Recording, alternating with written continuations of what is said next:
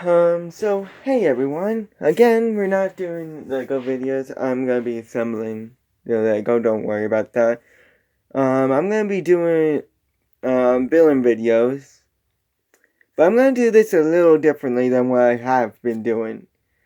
What I have been doing is I have been showing the image along with some info, which probably was helping you guys a little bit. Admit it, you guys probably looked at that. And I figured, you know what? I'm making this a little too easy. So I'm gonna run this sort of like, I don't know how to put it, like criminal identity record almost. And I have an info sheet, and I have a whole range of villains that we're gonna be covering. And it's your job to identify who this villain is. So we're gonna start this off with an ep- with Ben 10's little Christmas episode. So this is the first villain. His name is Mr. Jingle, and it's your job to identify out of these villains here. So we have this one, these guys, you got this person. This one's a little dark, but there's that one. There's this one. You got some of these over here. Yeah, this one, this guy. Yes, they're the same person. And then him. So this is Mr. Jingle first line. And I'll give you 10 seconds to guess him. Could it be? Has he finally arrived? So that was Mr. Jingle. I always pluralize it for Mr. Jingles, so excuse me if I say that. And you have 10 seconds to identify which one of these villains is Mr. Jingle or Mr. Jingles. Good luck.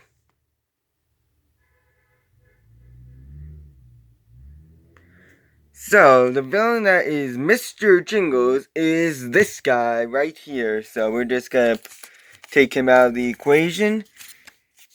So, this is Mr. Jingles. He is a human who first appeared in the episode Merry Christmas. Yes, Ben 10 a Christmas episode. It was a dark day. So he served sort of as the main antagonist of the episode, who captured Grandpa Max and turned him into Santa Claus, mistaking him for Santa Claus.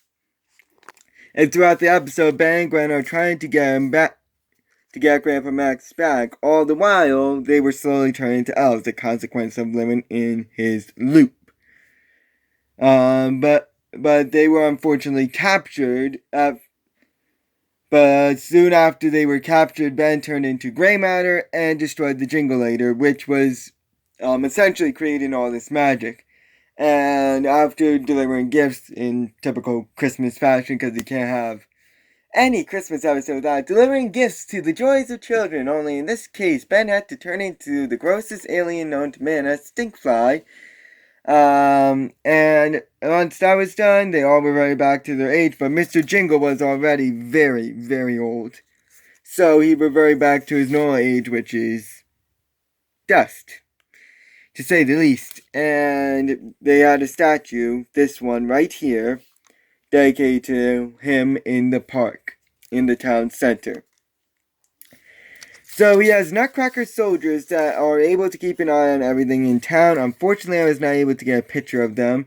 But they are very durable. They have cannons that shoot candy canes. They are very agile. They have swords. They are strong. And they are very good ice skaters. He also has toy guards that are essentially just a weaker version of the soldiers. He has snow monsters which toss snow and are able to transport via the wind, magic hat style, which probably is a reference to Frosty. He is very smart. He has some control over the kids slash elves there, so you can. So crime number one is that child enslavement is definitely one. With his Jingulator, he has magic, which is controlled by a joystick, which I think he's showing right now. No, that's a microphone. That is a microphone. He is somewhat agile for his age, at least. He can create time loops that convert kids into elves. He has reindeer, and he has Santa's sleigh and knows how it works. However, he's very single-minded against Santa, and as a result, he's a perfectionist, wanting everything to be just right for the big man Santa Claus. Don't know if he actually met Santa. He probably did at some point, but Santa's never actually shown in this episode. Probably one of the few Christmas episodes that Santa's not seen in, but that's another issue. Some people are able to break his spell. We're gonna get into one in the next video with allies. He has no magic without the Jingulator, and he's very old to the point where he can't even leave the loop. So if the loop is destroyed, he is destroyed as well. So, that concludes this guy's criminal record, so we shall put him on the list, and he's never seen again. So, well, then again, why would he be seen again? So we're gonna put this guy on record and move on to our next person. So the next one does not have a first line, but he is known by the name of the Yellow Jushi, or the werewolf. So, 10 seconds, good luck. You probably don't need 10 seconds, because you can probably already identify that the Yellow Jushi is this one right here. So this villain right here is our Yellow Jushi. So he's a Loban who first appeared in the episode Ben Wolf, where he was stealing some tech to build a transmitter in the volcano nearby. And it is not known in that episode what he was planning, but he was defeated at the end, supposedly being left in the volcano, but his transmitter turned on at the end of the episode. But in the return, it is shown that he actually did survive the volcano blast and was working with Dr. Victor and the mummy to try and bring Ziskar back to life. However, he was the very unfortunate one to be transported back to the transmitter to turn it on and transmit it around the corrodium around the world. So, yeah. And then in Be Afraid of the Dark, he appeared very briefly with the transmitter being destroyed, and it is unknown what his fate is, but we do not see him again. So, more than likely, he probably died. So, he is able to transport by lightning, but that is now identified as being another villain. He has super strength, he has enhanced hearing, he is a great climber, he has sharp claws and an even sharper bite. He is very agile, he has a sonic howl, which is very gross when you really think about it, but he essentially opens his mouth, like the Demogorgons that you see in Stranger Things. That's how they open their mouths. So his nose unhinges, like one side goes to the left, one side goes to the right, and his mouth does the same exact thing. So it opens like a flower. And he's able to use a sonic howl. He is also very intelligent, being one of the more intelligent ones. He has a great smell, he is very durable, and has a high jump. However, he isn't that good of a fighter and can be a little bit of a scaredy cat sometimes. He leaves footprints and is able to be muzzled. In other words, like, well, you guys probably know what a muzzle is. So this is another villain that only makes one appearance. So again, you'll never see the Yellow Jushi ever again. But our next villain makes more cameo appearances. And let me get his first line situated. So our next villain is named Kenko. And this is his first line. Tell me about this upgrade icon, boy, or your friends will pay with their lives. And that was Kenko's first line. So you have 10 seconds to identify which one of these people here is Kenko. Is it this one, this one, this one, this one, this one, this one, or this one? 10 seconds.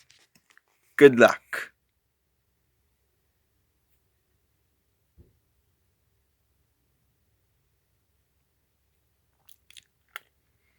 So, Kenko, whoa, that was close. Kenko is this guy right here. So, Kenko is a humanoid shapeshifter video game character who first appeared in the episode Game Over after hearing about an upgrade icon, which is upgrade, being able to transport the person outside of the game. He planned to obtain it and leave this game and world in order to rule our world, but failed and was knocked out of his armor at the end of the episode. So, his powers is that he can shapeshift into anything. When a dragon, he has fire breath. His henchmen can be summoned from nowhere who he controls, and they have magic abilities, are agile, and have a boss version. This is them right here. And yes, I was able to find a picture of them. He is very durable, he's strong, he's a good fighter, and is a good trickster. However, he's often single-mindedness. You probably are noticing that a lot with some villains. He can be distracted fairly easily. A special powder in the game reverts him to his normal form, and he is useless without his armor. So, this is him in armor. This is him without armor. Yeah, big difference. And then these are his henchmen. So, again, Kenko really doesn't make any more appearances. I mean, you sort of can argue that he does make more appearances, but they're cameo appearances rather than an actual main character appearance. So, once again, this guy won't ever appear again as a main character. So, filing him away for good. This person, however, does make other appearances.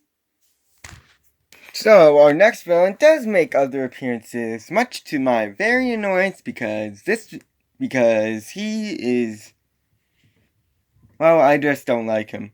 So, it is Kane North, aka Kangaroo Commando.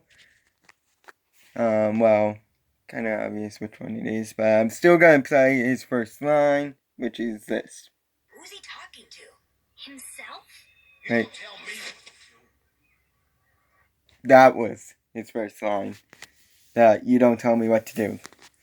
So 10 seconds to identify which one of these guys here is Kangaroo Commando. I wonder which one. 10 seconds. Good luck.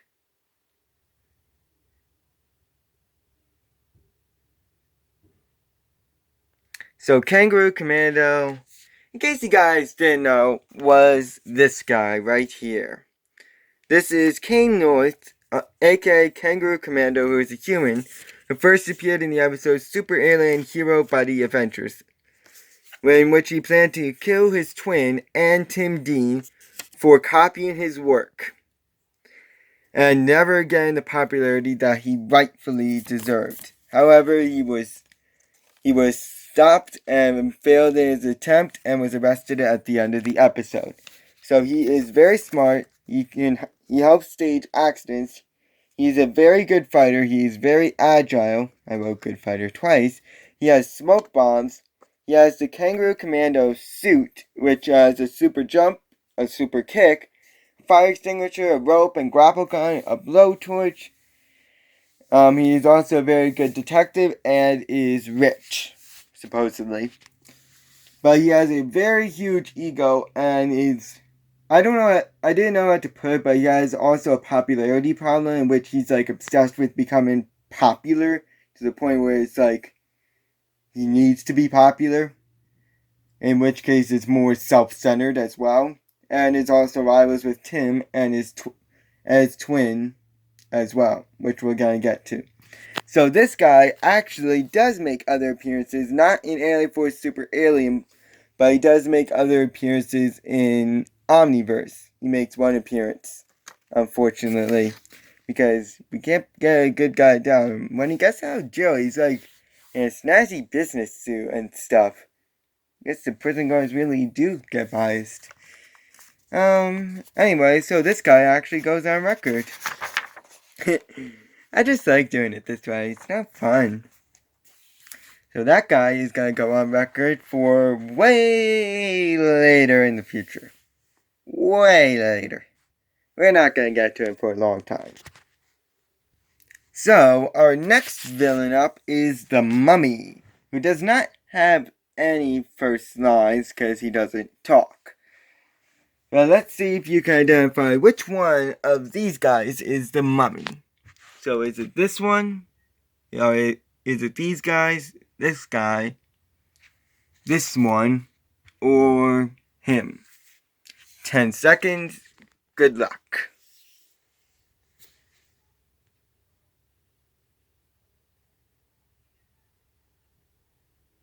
So, the mummy, again, it's kind of obvious, is this one right here. So, the mummy first is a Depkufin, I probably mispronounced that, who first appeared in the episode Under Wraps, in which he is trying to find a big deposit of corrodium for reasons unknown at the time. But when he finally found the 3 pieces of corrodium that he was looking for, he was frozen aside by liquid nitrogen and buried under the dairy factory with the corrodium in his body at the end of the episode. And then in the return, he got freed by the Yanodushi and worked with him and Dr. Victor to bring Siscaro back to life, and succeeded. In Be Afraid of the Dark, he battled Gwen and Max on the ship before being locked in the airlock. When he was finally freed, he battled Gwen, but then was caught in the toilet and was flushed down the toilet. That was probably an experience that he does not want to relive. And then the final battle with Ghost Freak, he held Ben in place but was launched back by Dr. Victor and was tossed into an ill-done portal. So he is immune to corrodium, and with the corrodium, it can mutate anything it sees by just unraveling its coils in the center, exposing the corrodium. So it can dig pretty fast with its rapids and can use its rapids as weapons. It is super flexible and very durable. It is very agile. It has a super jump. It is invincible because it is able to uncoil and recoil itself whenever it gets hit. So long as he sees what is coming at him, he's able to uncoil and recoil himself because he's just a bunch of rapids. So it can cocoon opponents. He is somewhat strong. He can climb very well. Like the yellow juice, he appears by purple lightning. Again, that's due to Dr. Victor. He is very fast. He can use his rapids as storage for other items, as we see with the corrodium. He is able to regenerate himself, even if he gets torn up into a million shreds. He's able to regenerate himself and come back. He is also durable and can reform his shape, hence why he's invincible, because he's able to unwrap and rewrap himself. However, his corrodium effects do wear off over time. It also leaves footprints and is also able to be detected by a corrodium detector. And if the person is wearing a level 10 hazmat suit or is transformed via the Omnitrix or a version of it, they can't be mutated. I don't think it's ever explained why, but if I had to guess what it was, I would assume that it's because they're already mutated to begin with. So just doubling the mutated effects just won't be right. So he sometimes can also be caught off guard. His rapids can be grabbed and torn with relative ease. He is able to slip on liquids. He can be smashed because it's clear that he does have some sort of bones in him, because we can hear cracking. Ooh, ow. Just realized how painful that might have been. Ooh. He can be picked up by a corrodium scanner, as I said before, and he can be snagged by elements like a toilet, which honestly is kind of unfortunate for him. So, this is another villain that does not make any other appearances, so this guy is going to be filed away for good. So, our next villain up. So, we're doing a lot of one-off villains this time. So, our next villain up is a group of villains known as the Squires, whose first line is this. Score in our last game was 28-3. The next one won't be that close. Yep. Already threatening people. Love it. So, of these remaining villains, so we got this one, got this guy, this one, and these. and these ones. So, of these, which one is the Squires? 10 seconds, good luck.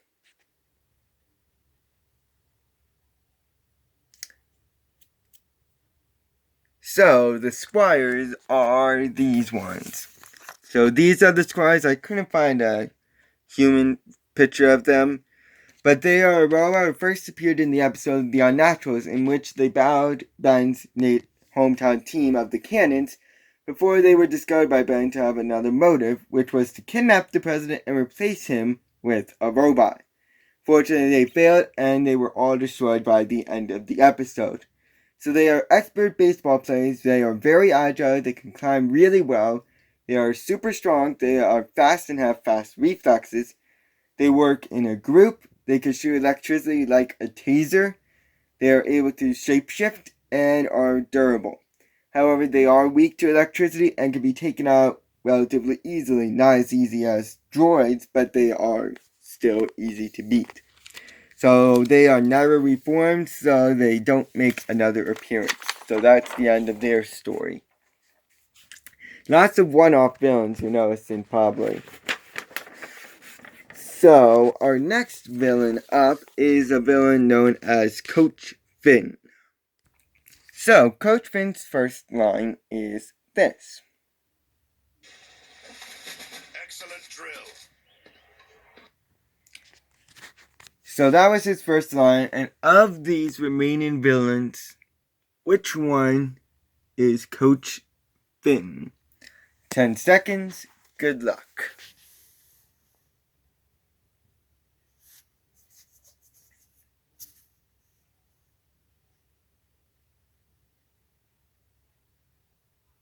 So, Coach Finn is this one right here.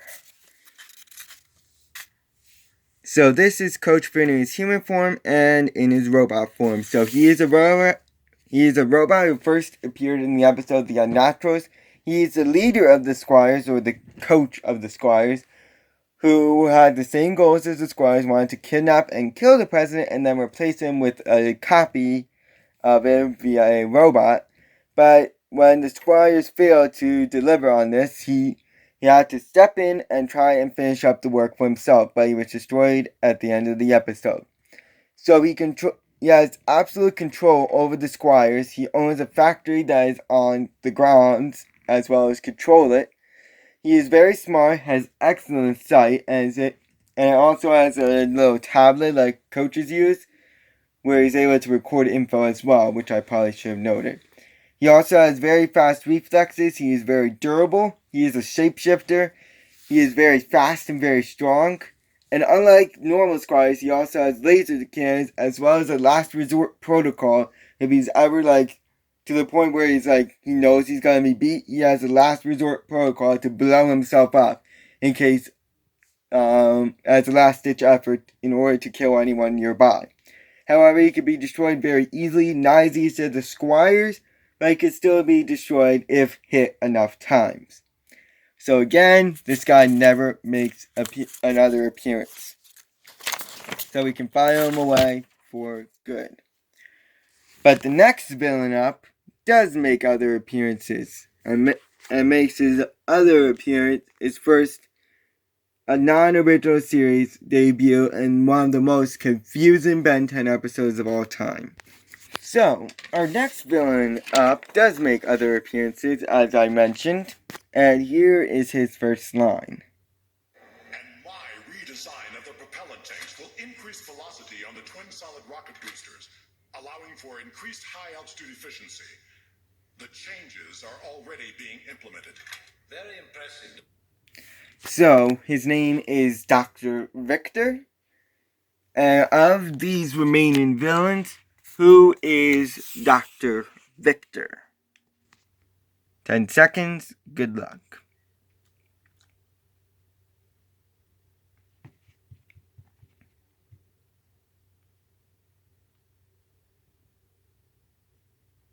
So Dr. Victor is this one right here. So he has two forms, his human form and his Transilian form. So that's his species, a Transilian. So he first appears in the episode The Return as a scientist working for NASA. But secretly, he was only working there to carry out the second part of Siscara's plan. But first, he was working with the mummy and the Yanadushi to revive him and succeeded at the end of the episode. In Be Afraid of the Dark, the second part of the episode, he helped hunt down gray matter with Ghost Freak and succeeded in catching Ben.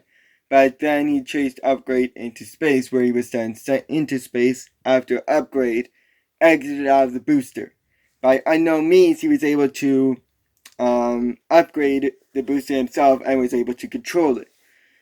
To try and get to Ben and Gwen and crash into them. However, he failed and was thrown onto the ship and destroyed the receiver in the process. He then attempted to launch a void, but was stopped and was tossed into it, as well as the mummy. So he's very smart. He can shoot lightning out of his hands. He has a sonic lightning slam attack as well.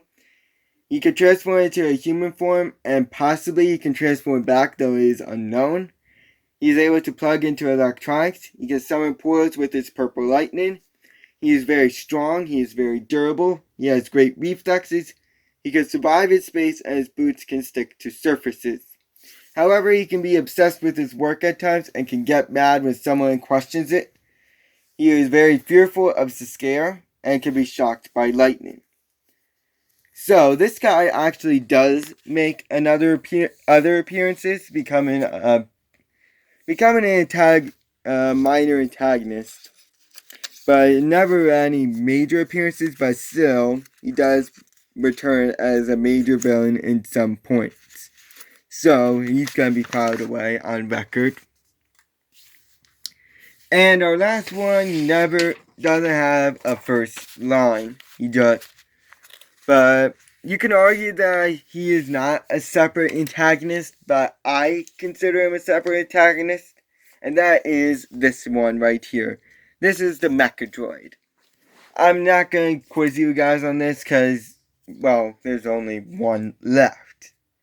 So, he is a robot who first appeared in the episode The Visitor, in which he carried out the tried and true goal of obtaining the Omnitrix, which was the primary goal of Philgax. He still had the orders from Philgax, because he was also in hibernation as well as Xylene.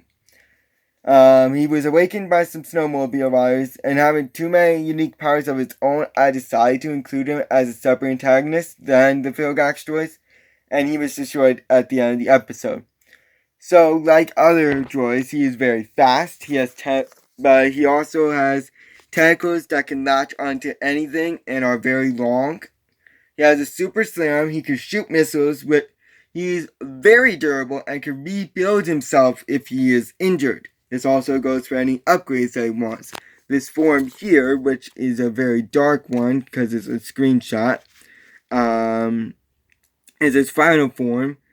He has a spotlight later on. He has a sonic blast. He can rotate his body and had a full 360. He's able to fly. He is smart, and if a person has tech on them, he can take control of their body. However, if there's nothing around, he can't rebuild, forcing him to retreat. His obsession with the Omnitrix can lead to some desperate moves, and he can be destroyed if his head is destroyed. And that concludes all of our villains. And of these villains, of the villains that we've had, only 2 of them ever made other appearances. So we'll see them later on. But for now, so long. And I'll be seeing you guys next time when we go over to the Allies. So long.